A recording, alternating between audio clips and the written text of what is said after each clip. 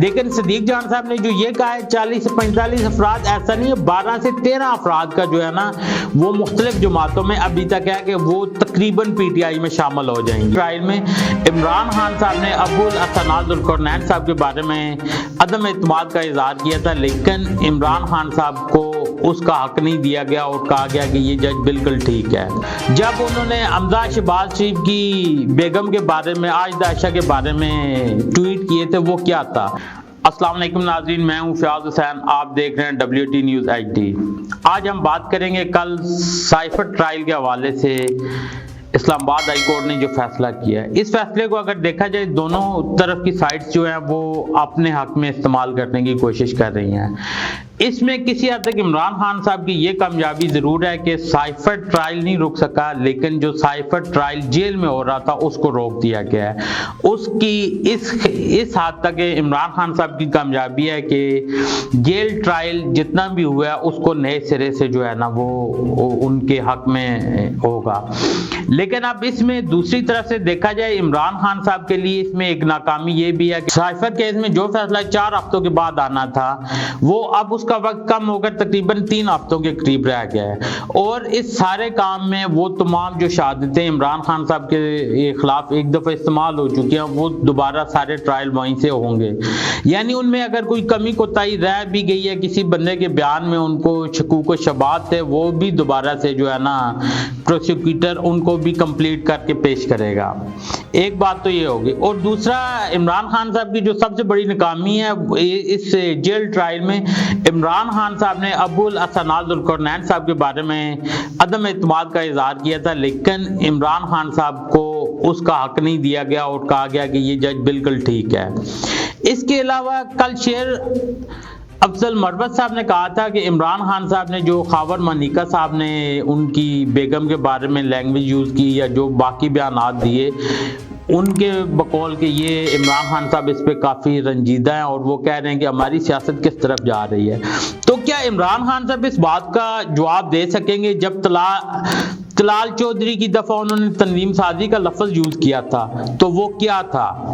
جب انہوں نے مریم بی بی کے بارے میں باتیں کی تھی تب وہ کیا تھا؟ جب انہوں نے حمزہ شہباز شریف کی بیگم کے بارے میں، عائشہ عائشہ کے بارے میں ٹویٹ کیے تھے، وہ کیا تھا؟ تو کیا کسی اور کی عورت کی عزت کوئی عزت نہیں ہے؟ جب آپ کے بارے میں یا آپ کی مسز کے بارے میں کوئی بندہ بات کرے جو اس کے ریلیونٹ بھی ہو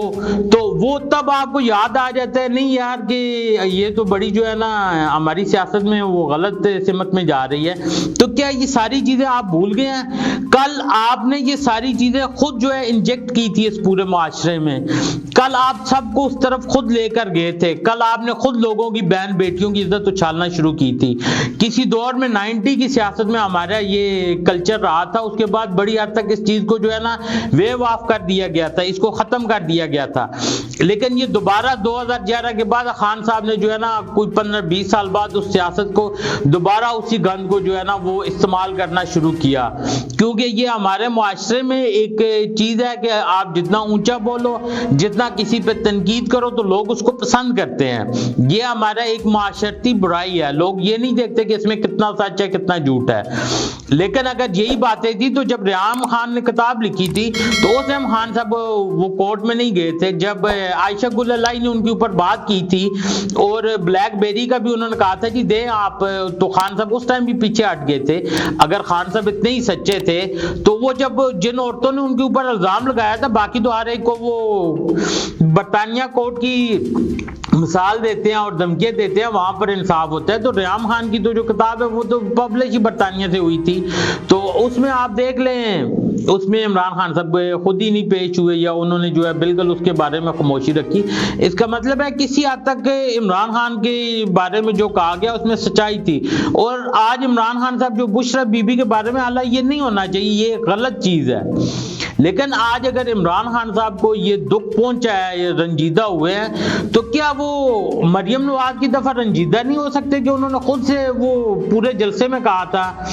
کیا وہ عائشہ کے بارے میں رنجیدہ نہیں ہو سکتے جس کے بارے میں ان کا ٹویٹ تھا؟ تو یہ ہمارے معاشرے میں جو ہے نا ایک ایسی چیزیں ہیں کہ جب میرے اوپر کوئی بات آتی ہے تو مجھے جو ہے نا وہ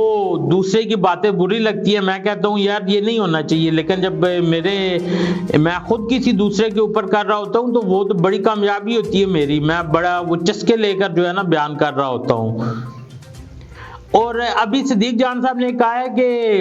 ایک دو افراد جو پاکستان مسلم لیگ نواز چھوڑ کر پی ٹی آئی میں شامل ہوئے ہیں کہ اب جو ہے 30 سے 40 جو افراد ہیں وہ شاید پی ٹی آئی میں شامل ہو جائیں۔ یہ بات کسی حد تک ٹھیک بھی ہے، جب آپ کا کوئی اوپوننٹ آپ کے مخالف کیمپ سے آپ کے کیمپ میں آ جاتا ہے تو آپ کے پاس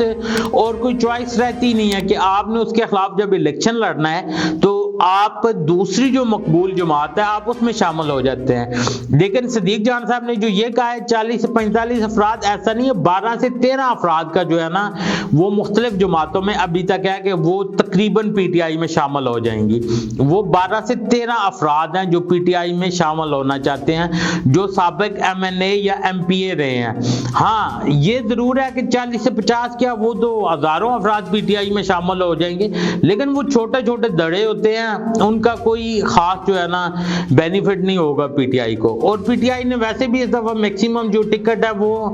وکلا حضرات کو دینے کی جو ہے نا وہ پیشکش کی ہے، جس میں ابھی سلمان اکرم راجہ صاحب کے بارے میں بھی آ رہا ہے کہ شاید انہیں لاہور سے ٹکٹ دے دیا جائے۔ تو دیکھیں آپ وہ کیا کرتے ہیں، اگر ان کو ٹکٹ لاہور سے ملتا ہے وہ پارٹیسپیٹ کرتے ہیں یا نہیں۔ کل انہوں نے ایک پروگرام میں تو اس کو نہ ڈینائی کیا تھا نہ اس کو ایکسیپٹ کیا تھا، انہوں نے کہا تھا جی وہ ساری باتیں حالات پہ ہیں کہ اگر وہ حالات کس قسم کے ہوتے ہیں اس کے بعد یہ سب کچھ دیکھا جائے گا۔ اب تک کے لیے اتنا ہی، اللہ حافظ۔